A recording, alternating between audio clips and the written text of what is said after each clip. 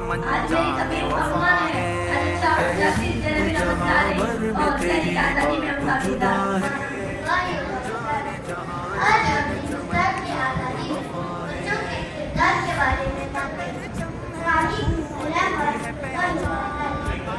آزادی کی بات کرتے ہیں تو بڑے لوگ بتاتے ہیں کیا بچوں نے بھی آزادی کی لڑائی میں حصہ لیا تھا؟ یہ ہے پہچان آغوش پہ تیرے ہے محبت کے گلستان، مدفون تیری خاک میں صدیوں کے ہیں سلطان، انمول خزانہ تیرے سینے میں چھپا ہے، تو جانے جہاں جانے چمن جانے وفا ہے، جہاں بھر میں تیری بات جدا ہے، تو جانے جہاں جانے چمن جانے وفا ہے، اے ہند جہاں بھر میں تیری بات جدا ہے، تو جانے جہاں جانے چمن جانے وفا ہے،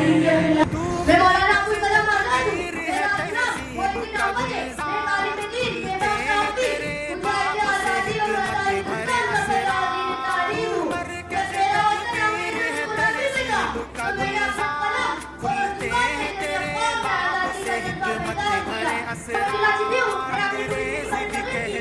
اور قوم کی بیداری کے وقت سنسار مذہب ہے الگ پھر بھی یہاں بڑا ہے، تو جانے جہاں جانے چمن جانے وفا ہے، اے ہند جہاں بھر میں تیری بات جدا ہے، تو جانے جہاں جانے چمن جانے وفا ہے، اے ہند جہاں بھر میں تیری بات جدا ہے،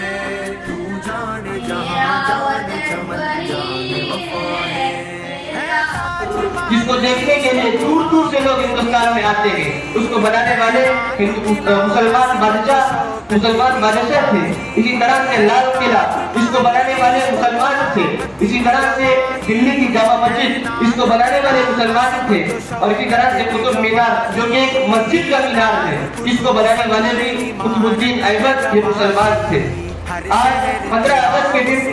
جو ہندوستان میں لال قلعے کے اندر اہم ترین مرکزی جانے وفا ہے، اے ہند جہاں بھر میں تیری بات جدا